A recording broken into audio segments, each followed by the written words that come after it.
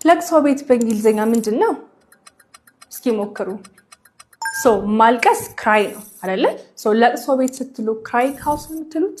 እንደዛ ልክ አይደለም። አብዛኛው ጊዜ የምሰማው ስህተት ደግሞ funeral house የምትሉም አላችሁ፣ ግን ልክ አይደለም። ሁለቱም ልክ አይደለም። ለቅሶ ቤት ስትሉ morning house ነው የምትሉት። ሞርኒንግ ጠዋቱ ሞርኒንግ ሳይሆን ሞርኒንግ ማዘን፣ ሞር ማለት በጣም ማዘን ማለት ነው። ሞርኒንግ ሃውስ ለቅሶ ቤት ይሆናል ማለት ነው።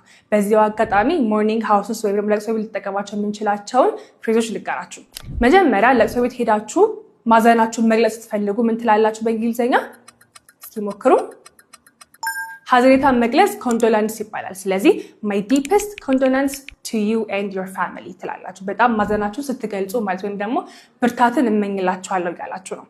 and the next one ደግሞ መቀበር ወይም ደግሞ የቀብር ስነ ስርዓት ምን ይባላል በእንግሊዘኛ? መቀበር ምንድነው በእንግሊዘኛ? funeral ቀብር ነው። መቀበር burial ይባላል። burial ኦኬ። መቅበር ቤሪ ነው፣ ቀብር burial ይባላል። የቀብር ስነ ስርዓቱ ደግሞ ምንድነው? funeral ኦኬ።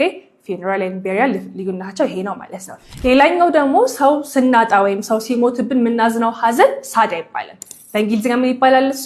grief ይባላል። so the deepest pain ወይም the deepest sadness regarding to losing people we love በምንወዳቸው ሰዎች ምክንያት ያን ሰው ስናጣ የምናዝነው ሀዘን grief ይባላል ማለት ነው። እሺ ይሄ በደንብ ከገባችሁ በእንግሊዘኛ ሰልስት ምን ይባላል? ካሜራማኔ ሰርድ ዴይ ብሎ ገምቷል። እስኪ እናንተ ደግሞ ሌላ ለየት ያለ ነገር ካላችሁ ኮሜንት ላይ አስቀምጡልኝ።